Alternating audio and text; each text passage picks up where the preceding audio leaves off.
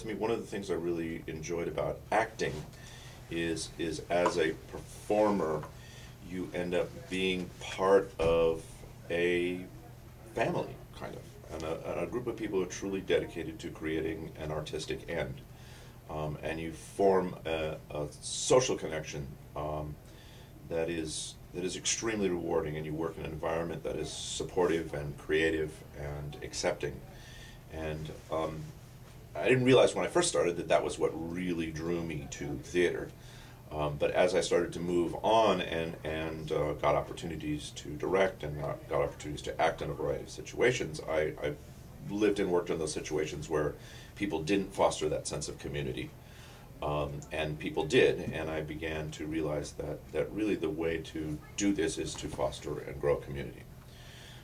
So all of my work, from starting as an actor to becoming a director, to becoming an artistic director and running my own ensemble, and now to teaching, has all really been built on that whole concept of building an artistically focused and supportive community. And that doesn't mean it's daycare. It doesn't mean like, we're all just here to have a good time, because particularly given what we do as artists, what theater and performers do as artists, it's really challenging. I mean, in any other form, if you literature or painting, that art becomes a third object, right? There's the artist, there's the third object, and the focus in terms of critical analysis and in terms of response of the public is focused on that third object. In theater, the theater artist is that object. The artist is the art at the end of the day. The person I studied with, a guy named Jerry Lesh, was really a master at creating a supportive, creative community. And it's taken me years to try to emulate the skill in which he did that and try to figure out how it works. At high school, I knew, yeah, it was definitely going to be acting. And then it became theater. There was a point in my undergraduate career where I was sitting with a guy named Alan Schneider, who was a Broadway director, and he was at University of California, San Diego, and I was there, and he said, well, what do you want to do? And I said, act, direct, teach, produce, and write. And he went, you can't do all of those. And I've always been one of those people that if someone says you can't do all of those, well, that's just what I do. So, so here we are. I'm at the teach and write part. If you like film, if you like movies, you really have to like the machine. You have to like the techniques behind creating the machine, and you have to understand how the machine is a tool in creating that art form. And for me, it's always been about people. My focus has always been on people, and that's why theater as opposed to film. There's nothing like that incredible immediacy. I always say theater is what happens between actor, and audience. It's that third thing that gets created between people, and that really only happens in the theater. And it's that living, breathing, instantaneous moment that you build your entire life toward, and that's what really excites me. Key component in that, and it's a challenge, particularly when working with actors, and training as an actor and living and working as an actor, is the key component in that, particularly in the educational world, is empowerment. In order to create that sense of community, people all have to be individually responsible for their part in it. So, as a teacher, it's an interesting challenge to give that much control over to your students. As an example, I'll be teaching improvisation in the fall and have at Elgin Community College. The concept of improvisation really boils down to, the way it's taught, is the concept of yes and. That anytime anyone gives you an offer, anytime anybody says anything, you agree and support what they say by adding something else to it. When you do that, and if you accept it as an instructor, you have to allow the students to create their own art. And you have to be willing to accept the fact that their art is right for them at that moment. So the way I design like the improv classes, it becomes an ensemble that through the process of their working together, they will define what material they want to work on. They will define aesthetically how they present that material.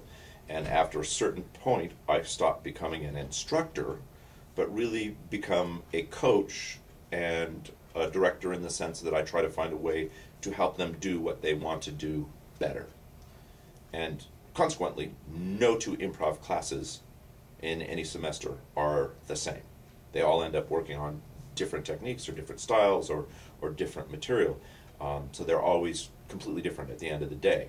And the way they work as an organization is completely different at the end of the day. But they are empowered to do so, and the art that comes out, what they really ultimately learn is that it's not about themselves, but it's about the bigger picture. It's about the art that we create together. And that's a real challenge for an actor, because a lot of our training as an actor is about you. You know? And to get the actor to realize that it's not really about me, it's about me getting ready to be there with you is the really important thing in terms of learning how to do theater. And you know, if you go to a show and there's like a character on the stage that you can't take your eyes off of, it's not because they're about them, it's because they're about everyone else. It's because they're about focusing on others, and that makes them attractive to watch. The audience is always the last character in the play. And in the interaction between actor, and audience, the really good actor accepts what the audience gives them. It's obvious in a comedy, if they laugh, you wait for the laugh, or you encourage their laugh. And it is also so in a drama, where if an audience is moved, it is almost palpable. If they are really engaged in what you are doing, the room will be dead silent. Or if they are really uncomfortable with what you're doing, if you are really challenging their ideas, they will physically begin to shift. And actors read that, we feel that, and the shape of the production subtly changes based on the audience interaction. It has to. And that is really what I mean by the interaction between actor and audience. And because of that, no two performances of a theater production are exactly the same, which is interesting, because as a performer you walk in ready to go, and yet you still don't know what it will be till it's done. And then that's history, and then you go back again and re-experience it in a completely different way. As an audience member, if you're one of those people who goes to see a show more than once, you soon realize that, you know, Saturday's performance was this and Sunday's performance is completely different. It's still the same show, but your experience of it is completely different. So to that extent, the audience really has a great deal of control in molding and shaping the very nature of the show, and the actor has an obligation and responsibility to respond to that. You know, we're not robots, we're human beings, we're all human beings. So to that extent, it lends a kind of immediacy to the work that you don't get through any other static art form, particularly film. The film does not respond. The film is the film. The audience responds, but that isn't the art. In theater, the art is what's between. Everything else is what gets us to that art.